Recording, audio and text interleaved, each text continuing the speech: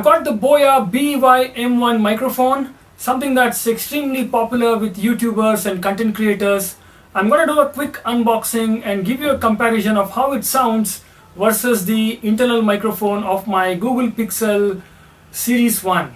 So let's begin. So here is the Boya lavalier BY-M1 microphone.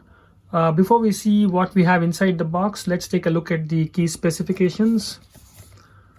So I guess you can see it now. So it's basically a condenser omnidirectional microphone, frequency range of 65 Hz to 18 kHz, has a 3.5 mm connector, includes also an LR44 battery, with the other accessories being the lapel clip, a foam windscreen and a 1/4 inch adapter.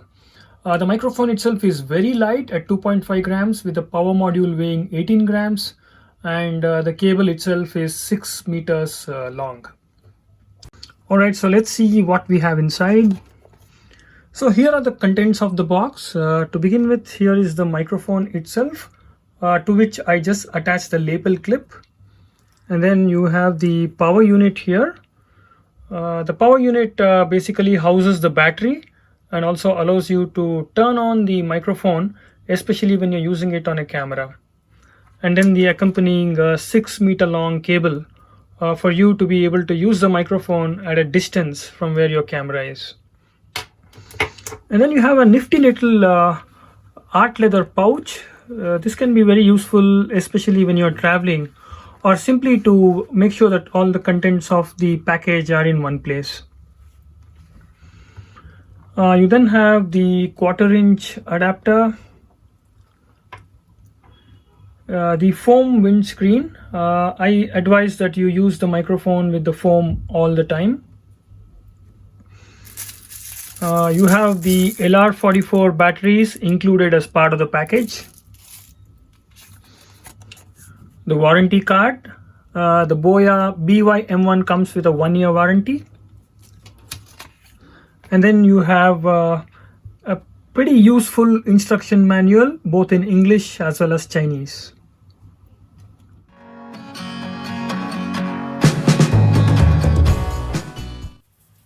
Alright, I'm using my Google Pixel 1 to record this clip.